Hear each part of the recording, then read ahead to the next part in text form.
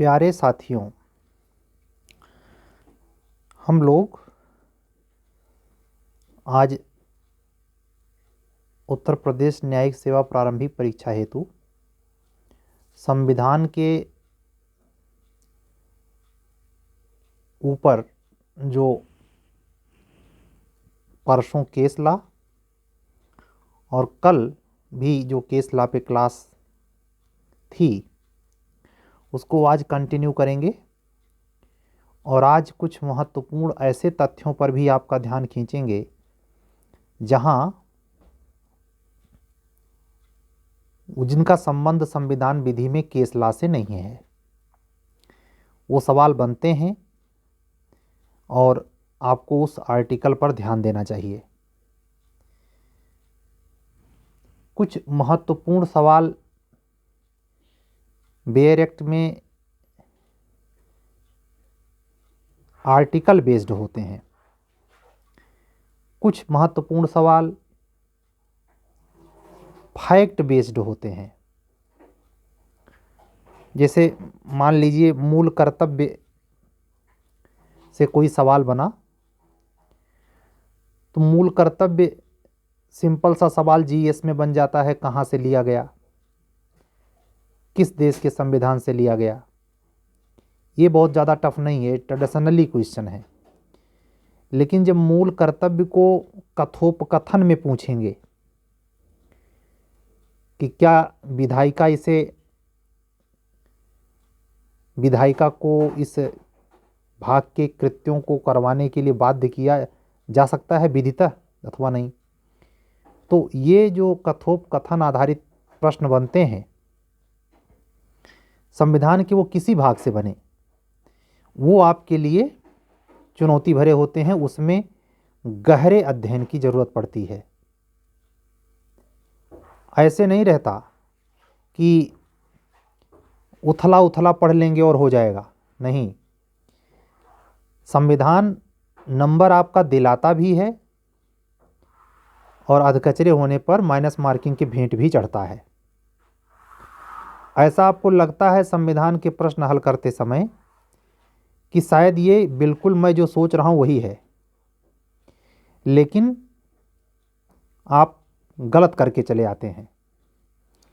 तो आज बगैर समय गंवाए हम लोग संविधान के उस टॉपिक को टच करेंगे जो मूलतया सीधे केस लॉ से संबंध ना होकर संविधान के कुछ महत्वपूर्ण हिस्सों से उसका मतलब होता है। जैसे क्वेश्चन जीएस के पॉइंट ऑफ व्यू से अगर पूछा जाए कि राष्ट्रीय मानवाधिकार का अध्यक्ष बनने के लिए अथवा उसके सदस्य की हैसियत से नियुक्ति पाने के लिए क्या अहर्ताएं हैं, तो बेयर एक्ट में ये नहीं मिलेगा, लेकिन संबंध जीएस राज व्यवस्था से है। उत्तर है इस आयोग का अध्यक्ष वही बन सकता है जो उच्च न्यायालय को सेवानिवृत्त मुख्य न्यायाधीश हो।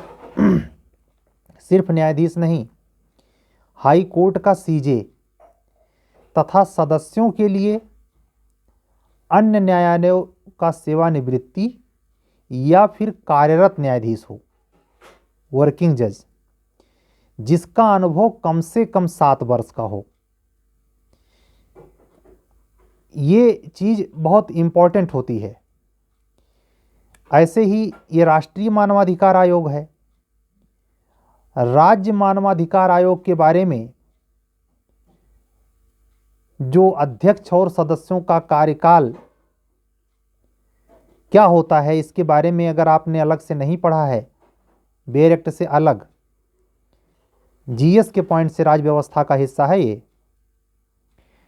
तो कार्यकाल 5 वर्ष या 70 वर्ष की आयु तक का वो जो पहले माना जाता है। कौन सी योग्यताएं हैं, इन पर भी आपको जानकारी होनी चाहिए। जैसे एक क्वेश्चन जीएस से पूछा जाएगा अंतर्राष्ट्रीय मानवाधिकार के लिए कौन सी संस्था कार्य करती है? अब ये है तो वास्तव में भारतीय राज्य व्यवस्था का, लेकिन इसी ठीक टाइम पे मैंने राज्य मानवाधिकार, राष्ट्रीय मानवाधिकार, अब एक क्वेश्चन मैं आपको बता रहा हूँ अंतर्राष्ट्रीय मानवाधिकार के लिए कौन सी संस्था। ऑप्शन है एमनेस्टी, इप्सा, नाफ्टा, इंटरपोल। तो इसका सही उत्तर है एमनेस्टी। ठीक है। जैसे ये बहुत पूछते हैं, किसने ये कहा था कि राज्य का नीति निर्देशक तत्व एक ऐसा चेक है जो बैंक की सुविधा अनुसार देय है। अब आपके बेयर एक्ट में नहीं है ये, लेकिन अगर संविधान की कोई बुक जे.एन. पांडे की या किसी भी अच्छे लेखक की पढ़ रहे हैं तो ये तथ्य उस बीच बीच में मिलते हैं। ये पूरे सालों तैयारी करने के लिए महत्वपूर्ण तथ्यों का संग्रह करने का मेहनती स्टूडेंट सही करेगा। आपसे खुद चल के सवाल नहीं आएगा सही करवाने। इसका सही उत्तर है के.टी. शाह। आर्टिकल 39B और 39C बहुत बार पूछे गए हैं। आप बेयर एक्ट में निशान लगा सकते हैं, वहां से सवाल बनता है।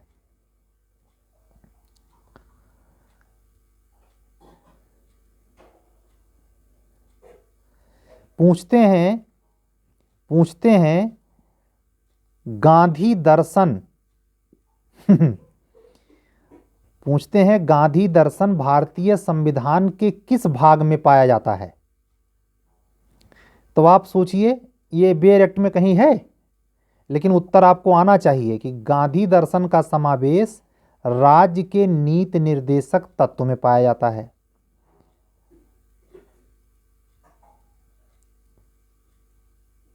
इतना अगर आप जानते हैं तो उत्तर सही कर ले जाएंगे। इन सब चीज़ों को बहुत गहराई से, जैसे 39 कैपिटल ए में निःशुल्क विधिक सहायता के लिए राज्य प्रबंध करेगा, एक महत्वपूर्ण आर्टिकल है जिससे बहुत बार सवाल बना है। 40 से भी सवाल बना है ग्राम पंचायत का गठन, जिसका संबंध आर्टिकल 243 से भी है। तो 40 और 243 एक साथ।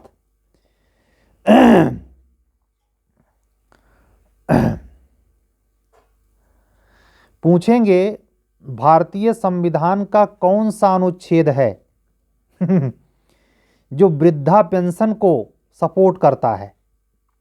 अब आपकी खोपड़ी टनक जाएगी, ये कहां से पूछ लिया।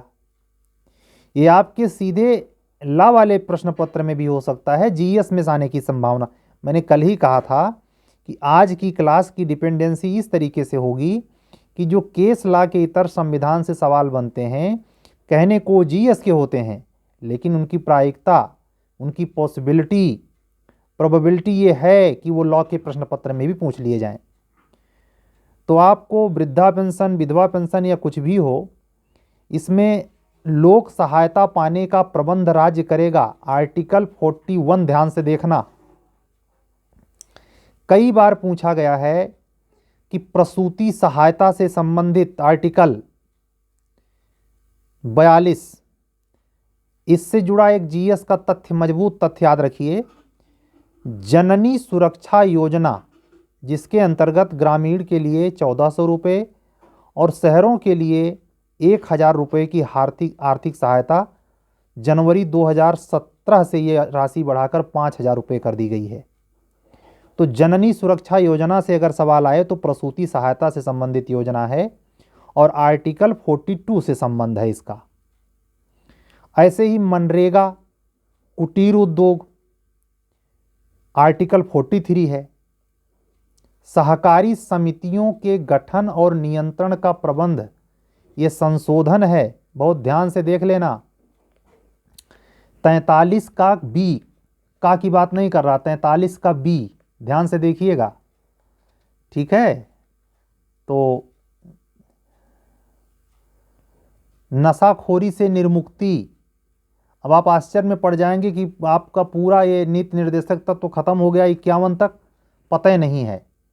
आप ध्यान रखिएगा, अस्पताल या नशाखोरी का संबंध लोक स्वास्थ्य और व्यवस्था से है। आर्टिकल 47 वसुधैव कुटुंबकम, सीधे ना पूछ करके आपसे पूछेंगे कि वसुधैव कुटुंबकम से मिलती जुलती या वसुधैव कुटुंबकम को प्रतिबिंबित करता हुआ भारतीय संविधान का अनुच्छेद बताइए।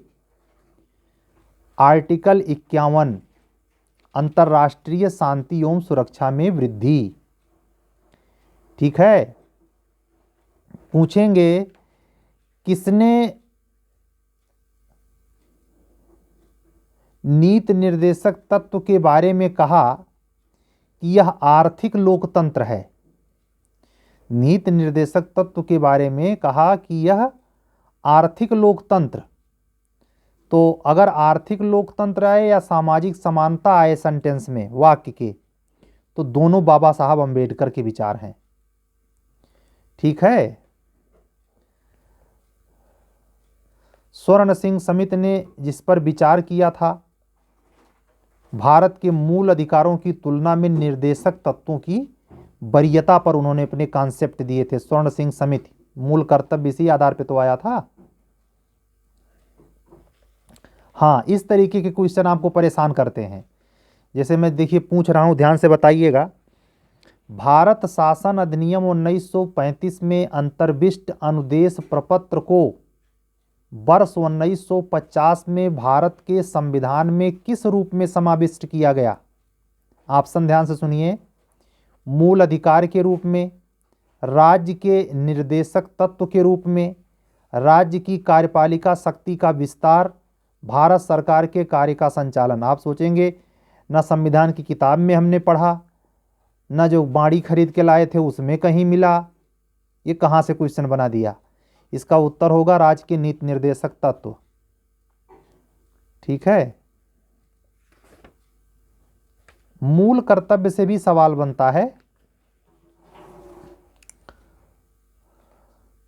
मूल कर्तव्य में इसे 42वें संविधान संशोधन द्वारा इसको जोड़ा गया स्वर्ण सिंह समिति की सिफारिश पर। 76वें संविधान संशोधन को याद रखिए।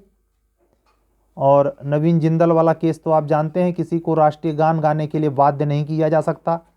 अब देखिए, मैं एक क्वेश्चन आपको दे रहा हूं जो कूट पे है और आपके दिमाग को पढ़ता है। यानी आपने संविधान को यूं ही पढ़ा है, गहराई से पढ़ा है चीज़ों को।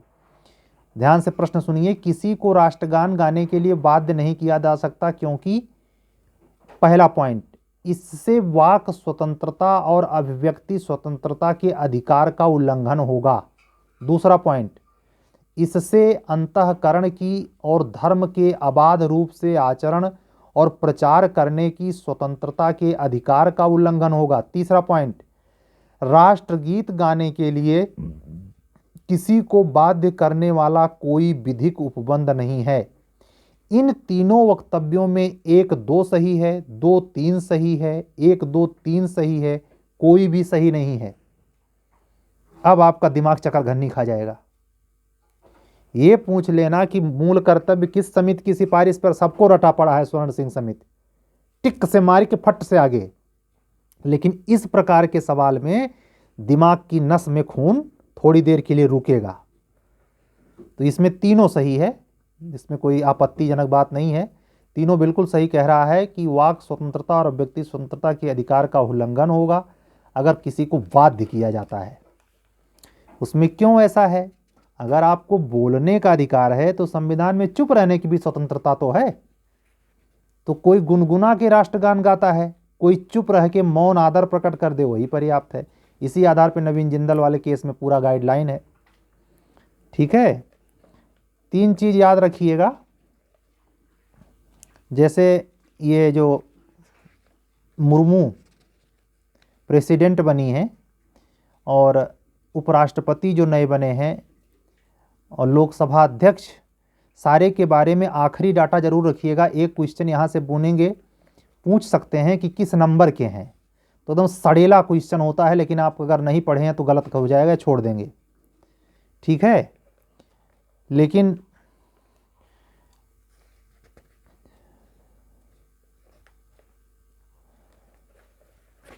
कुछ महत्वपूर्ण चीज़ों पर आपका ध्यान मैं खींचना चाहूँगा जो दोनों दृष्टि से इम्पॉर्टेंट हो। जैसे एकदम सिंपल सवाल पूछेंगे कि विशेषाधिकार समिति में कुल सदस्यों की संख्या कितनी होती है। अब न भैया लोक लेखा समिति पूछा, न प्राक्कलन समिति पूछा, ई कहाँ से पूछ लिया। तो आप जब कायदे से पढ़ेंगे तो संसद के किसी सदन या अध्यक्ष द्वारा विशेषाधिकार उल्लंघन से संबंधित प्रेषित मामलों का परीक्षण करने के लिए विशेषाधिकार समिति बनाई जाती है, जिसके कुल सदस्यों की संख्या 15 होती है।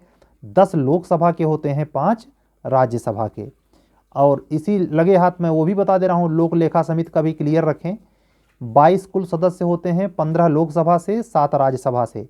प्राक्कलन समिति ये कई बार पूछा गया है, इसमें राज्यसभा से कोई सदस्य मनोनीत नहीं होता, सारे के सारे सदस्य लोकसभा के होते हैं और इनकी सदस्य संख्या सबसे ज़्यादा, हालांकि ये सबसे ज़्यादा नंबर नहीं होता, ये इसके साथ एक समिति होती है संयुक्त प्रवर समिति, इसमें सबसे ज़्यादा मेंबर होते हैं। जब आप चीज़ों को गहराई से पढ़ेंगे तो पता ही नहीं, वही खाली 2-3 जगह से, कहीं घटना चक्र से या प्रतियोगिता दर्पण विशेषांक से उल्टा सीधा कहीं से मिल गया, 2 रटे पड़े हैं। लूसेंट में वही था, लूसेंट से पढ़ के अब जमाना चला गया, बिहार ना है, खोपड़िया चाट जा रहा है कमीशन। जैसे संचित निधि वाला आर्टिकल याद रखें 266, आकस्मिक निधि वाला 267, उधर बीच में जाकर के आपसे उल्लू बना देगा। केवल सिंपल क्वेश्चन पूछ करके आपसे साधारण बहुमत, पूर्ण बहुमत, ये राजव्यवस्था के सवाल हैं। विशेष बहुमत के लिए आप लिखिए स्पेशल मेजॉरिटी, इसको आर्टिकल 249, आर्टिकल 368 और आर्टिकल 61 के द्वारा सामान्यतः विशेष बहुमत के लिए सदन में उपस्थित एवं मतदान करने वाले सदस्यों का 2/3 मतदान करने वाले सदस्यों का होता है, किंतु यह 2/3 आंकड़ा जो आएगा वो सदन के पूरे सदस्यों का 50% से अधिक होना चाहिए, चाहे वो सदन में उपस्थित हों या ना हों, तब वो स्पेशल मेजॉरिटी मानी जाएगी। हमने आपको साधारण बहुमत और प्रभावी बहुमत क्यों नहीं बताया, क्योंकि आप जानते हैं हम आपका 20 मिनट तो ले रहे हैं, तो हीरे जैसा कोई बात हो जाए, गिलंट काहे चर्चा करें फकर फकर।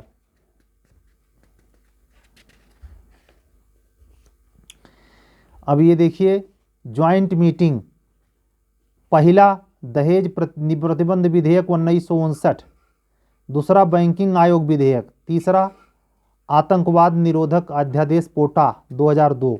तो ये क्रम कभी कभी पूछ लेते हैं, और ज्वाइंट मीटिंग 108 में होती है, कई बार पूछा गया है। वित्त विधेयक और धन विधेयक को थोड़ा देख के जाएं, 108 109 दोनों,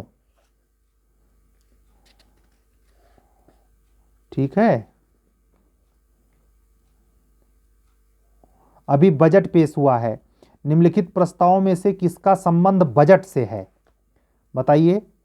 निंदा प्रस्ताव, ध्यानाकर्षण प्रस्ताव, कटौती प्रस्ताव, स्थगन प्रस्ताव। पढ़िए, बेयर एक्ट में भारतीय संसद वाले टॉपिक में ये सब नहीं मिलेगा, ये स्पेशल संसद के लिए जब बुक पढ़ेंगे तो वहाँ मिलता है। तो इसका सही उत्तर होगा कटौती प्रस्ताव। एक क्वेश्चन ये कि ऑप्शन देख करके, अगर संयुक्त प्रक्रम समिति है तो सबसे ज़्यादा उसमें होता है, नहीं तो प्राकलन में होता है। जैसा कि मैंने बताया, कौन सी संसद की सबसे बड़ी समिति है ये ऑप्शन पे डिपेंड करेगा। इस पे जैसे लोक लेखा समिति, लोक उपक्रम समिति, प्राक्कलन समिति, याचिका समिति, तो प्राक्कलन समिति में सर्वाधिक मेंबर होते हैं, जैसा कि भी मैंने पढ़ के बताया भी। प्रधानमंत्री से एक सवाल आता है, सामूहिक उत्तरदायित्व के सिद्धांत के बारे में पूछा जाता है। ये मोदी जी दोबारा जब प्रधानमंत्री हैं, बने हैं 30 मई 2019 से, अभी तक कंटिन्यू चल रहा है। 24 में उनका चुनाव होना है, ठीक है।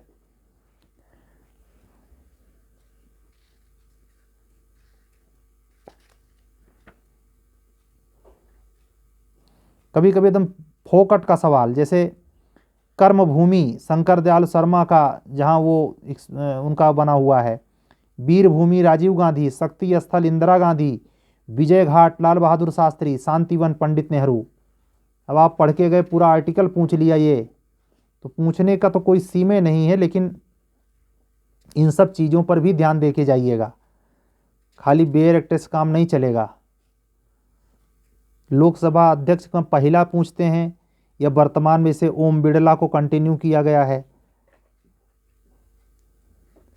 ऐसा मतलब जीएस के तथ्य ऐसे होते हैं जो आपको रटने से काम मात्र नहीं चलेंगे, वो सीरियसली आप चेक किए होंगे तभी आप सही कर पाएंगे।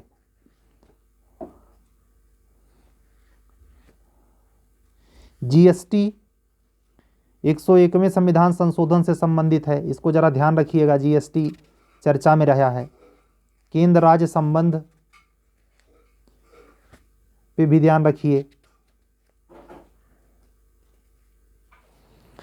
बिहार एपीओ में संविधान से भी सवाल था, तो बिहार एपीओ का जो आप 2020 में पेपर देके आए हैं प्री वाला, वो क्वेश्चन भी देख लीजिएगा, वहाँ से आपको फ़ायदा मिलेगा, उसी बहाने आप वहाँ तक अंदर चले जाएंगे। राज्य विधानमंडल से भी सवाल बनता है, विधान परिषद खास करके, जहाँ जैसे विधान परिषद वर्तमान में 6 राज्यों में विद्यमान है। उत्तर प्रदेश में 100 सीट वाला विधान परिषद है, सीमांध्र 50 सीट, तेलंगाना, सीमांध्र का मतलब हैदराबाद, तेलंगाना में 40 सीट का विधान परिषद है, महाराष्ट्र में 78 सीट का विधान परिषद है, बिहार में 75 सीट का, कर्नाटक में भी 75 सीट का। तो क्वेश्चन पूछेंगे किन 2 विधान परिषद में सीटों की संख्या समान है, तो आप याद रखिएगा बिहार और कर्नाटक 75-75। ऐसे मतलब आप अबूझ पहेली जो थोड़ा रोचक तथ्य हो वो जरूर पूछते हैं। ये भी जान रखिए, एचजीएस में एक बार पूछे थे, भारत में पहली मुख्यमंत्री महिला सुचेता कृपलानी उत्तर प्रदेश, पहली महिला राज्यपाल सरोजिनी नायडू उत्तर प्रदेश, पहली महिला लोकसभा अध्यक्ष मीरा कुमार इंदिरा गांधी उसके कांग्रेस गवर्नमेंट में, पहली महिला प्रधानमंत्री भारत इंदिरा गांधी, पहली महिला राष्ट्रपति प्रतिभा देवी सिंह पाटिल, है ना। तो ये सब चीज़ें भी आपके दिमाग में होना चाहिए।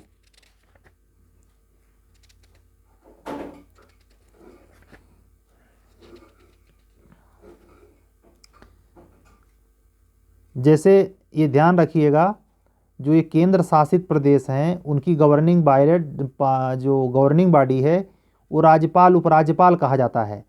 तो राज्यों को तो राज्यपाल के नाम से कहते हैं, लेकिन जो केंद्र शासित में राज्यपाल होते हैं उनको दूसरे नाम से, उपराज्यपाल के नाम से पुकारा जाता है। जैसे आपको मैं बता दे रहा हूँ, अंडमान निकोबार में उपराज्यपाल कहा जाता है, दिल्ली में भी उपराज्यपाल कहा जाता है, पुदुचेरी में उपराज्यपाल कहा जाता है, लेकिन दादरा नगर हवेली दमन दीव में प्रशासक कहे जाते हैं, वहाँ उपराज्यपाल नहीं कहा जाता।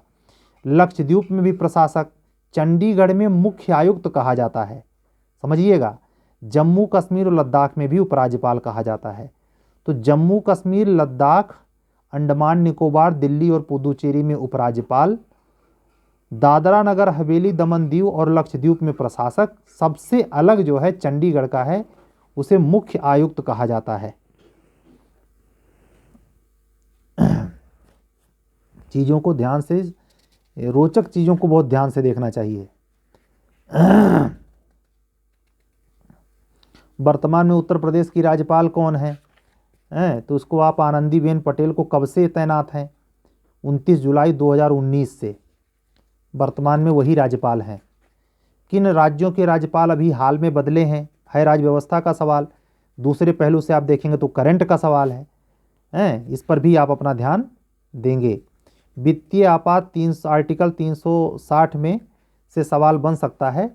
356 में एक केस याद रखेंगे, कल मैंने चर्चा नहीं किया था लेकिन इम्पॉर्टेंट केस है, SR बोम्मई केस, और सर्वोच्च न्यायालय का निर्णय 1994 में आया था, जिसमें 356 के दुरुपयोग पर काफ़ी कंट्रोल किया इस जजमेंट से, तो बहुत चर्चा में रहता है, ये ध्यान रखिएगा। उच्चतम न्यायालय से भी आर्टिकल 124 से 147 तक जो है उसमें न्यायाधीशों की संख्या, हीरालाल जी कानिया पहले, तो फालतू का क्वेश्चन आपका ये गलत हो जाता है अगर आप रटे नहीं हैं। और वेंकट रमन्ना के बाद ये जो DY चंद्रचूड़ सर हैं, इनका नंबर क्या है ये सब चीज़ें इम्पॉर्टेंट हैं।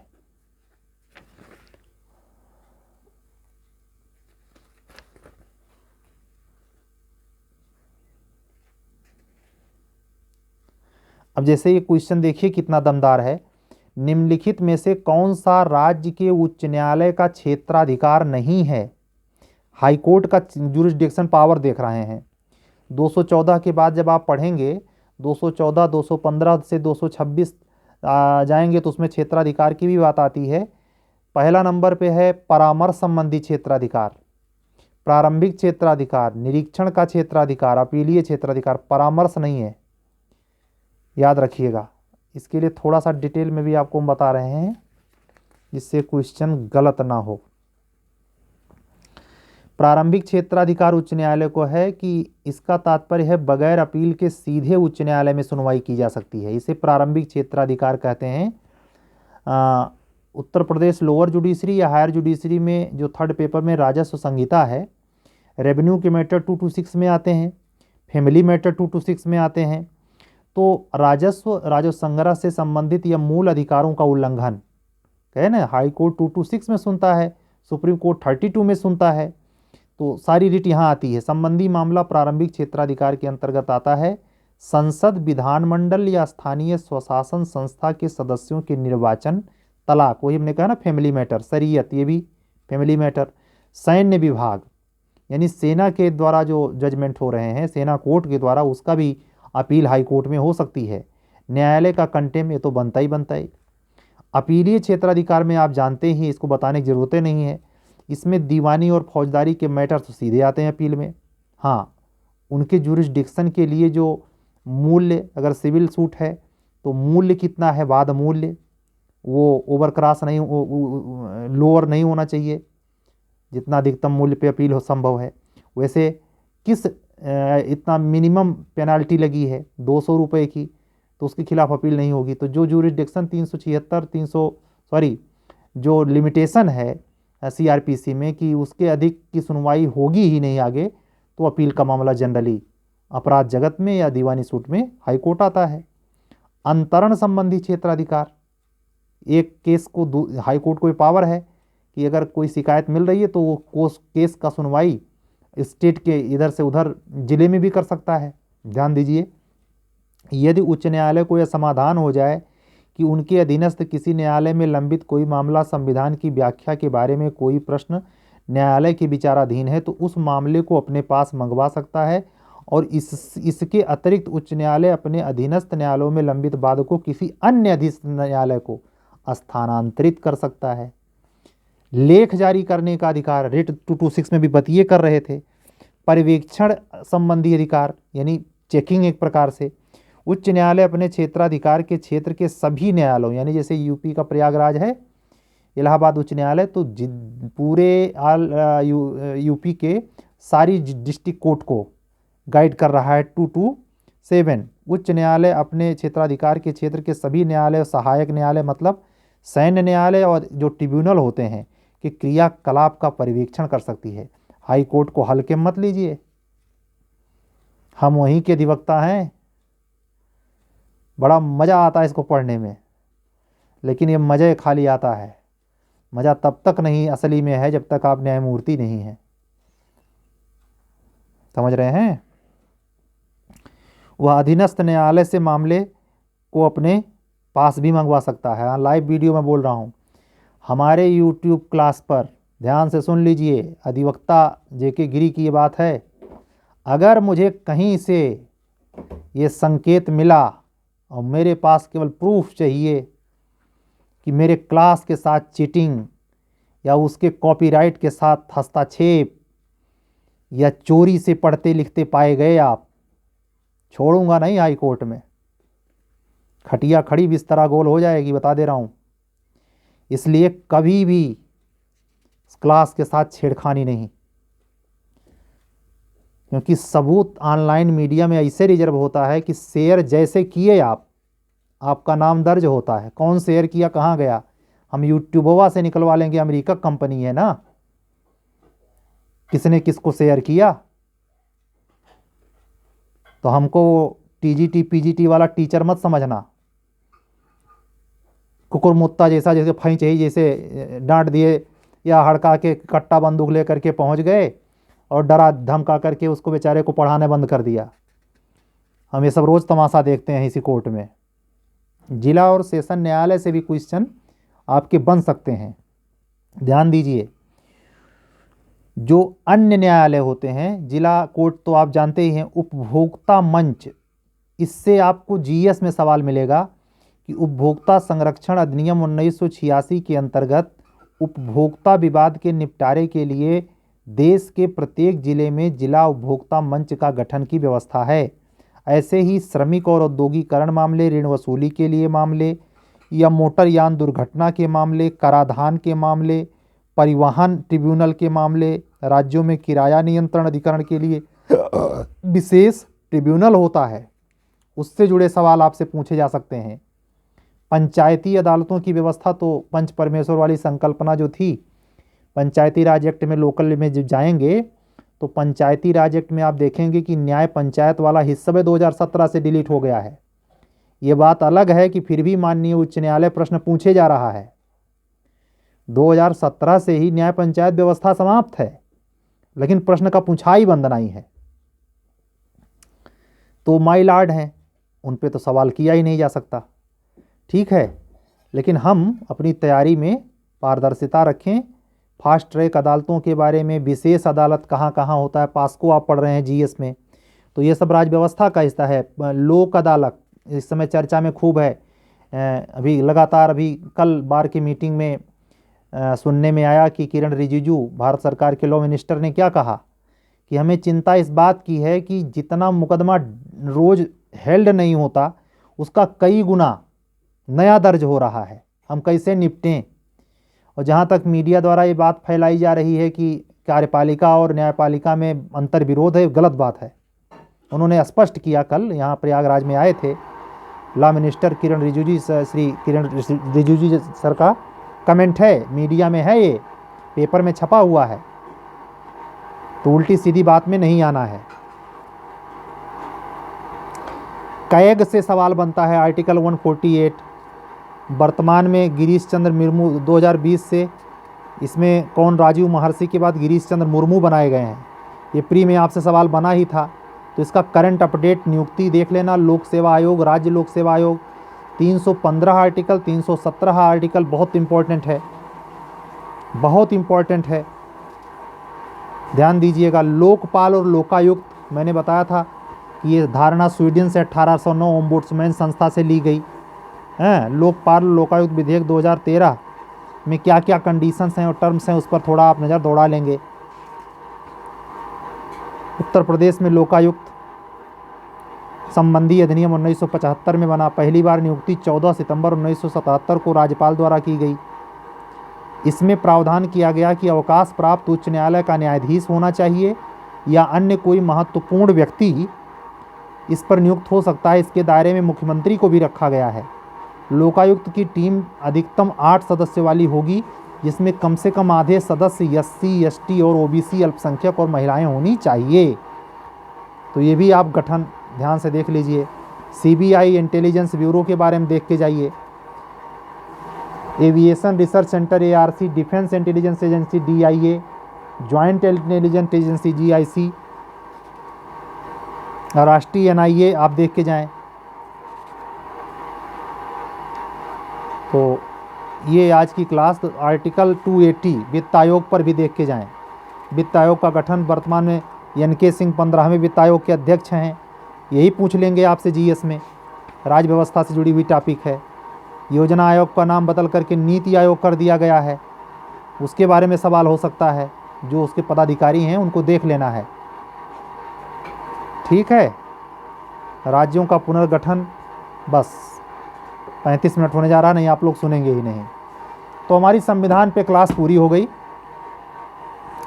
कल से हम आपको कुछ करंट पर, आज 5 तारीख थी, अब केवल 7 दिन बचा है। संडे को आपका पेपर है, शनिवार को आप निकल पड़ेंगे, तो शुक्रवार तक हम आपके साथ साथ चलते हैं। अभी बचे हुए दिन में हम आपको करंट पढ़ाएंगे। थोड़ा करंट पे ही हो जाए, का इम्पोर्टेंट है, जितना बता सकते हैं। अगर आप हमसे लोकल और minor Uttar Pradesh junior division, इसी क्लास के बारे में कह रहा था अभी थोड़ी देर पहले, जो हमारी क्लास जा रही है, अगर इस क्लास को किसी ने शेयर किया उल्टा सीधा तो खतरे से खाली नहीं है। ये मैं आगाह कर देना चाह रहा हूँ। हमारे किसी क्लास के प्रति अगर आप चोरी से पढ़ते हुए पाए गए तो हम छोड़ेंगे नहीं। जो पेड ग्रुप का है, ये लाइव नहीं है, तो लाइव तो सबके लिए है, क्योंकि मैं सारी चालाकियाँ और सारा वो सब पता है मुझे, किस तरीके से यूट्यूबर चला रहे हैं सब। कोई जूम ऐप पे चला रहा है, कोई किसी ऐप पे चला रहा है। ध्यान रखिएगा, बौद्धिक संपदा अधिनियम के बारे में हमें न बताना पड़े, ठीक है।